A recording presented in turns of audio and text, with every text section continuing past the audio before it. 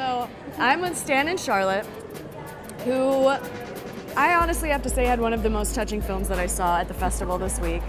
There might be rumors that I cried. I don't know. They're rumors. They haven't been substantiated yet. And it wasn't me. But so tell us a little bit about your film for those new people that haven't had a chance to see it, or.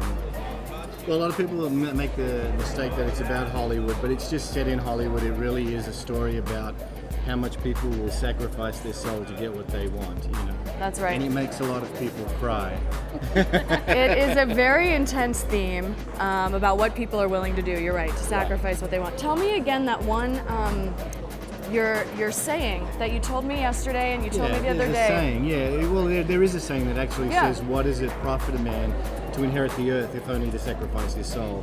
And so we follow these people who are faced with, you know, making choices where they have to choose between what's real and what's artificial, and how sometimes they make it willingly, that choice, and other times they're just victims of being caught in a place where they get so far down the track and then they don't know how to pull themselves out and don't know even if they want to, and they're just confused, and sometimes it's just a little too late before they can extract themselves. Well, the film was very well received. I was in the audience and you could hear people's reactions. Has it been like that at all the festivals? Because I know you've been to several festivals. No, this is only the East Coast premiere. Okay, great. But the other festival that we did play on the West Coast, it was like, it was a full house. And Same reaction? Even more, yeah. Wow. Because you have a big following and a lot of people are really into it, and people traveled here to see your film today. Well, we're so lucky that's because incredible. Oliver's a big pull too, because the guy who plays the lead made history on Idol, and that's a very popular show because you know, he made it through to the finals with his brother, and that's historic because they've never had brothers compete against each other.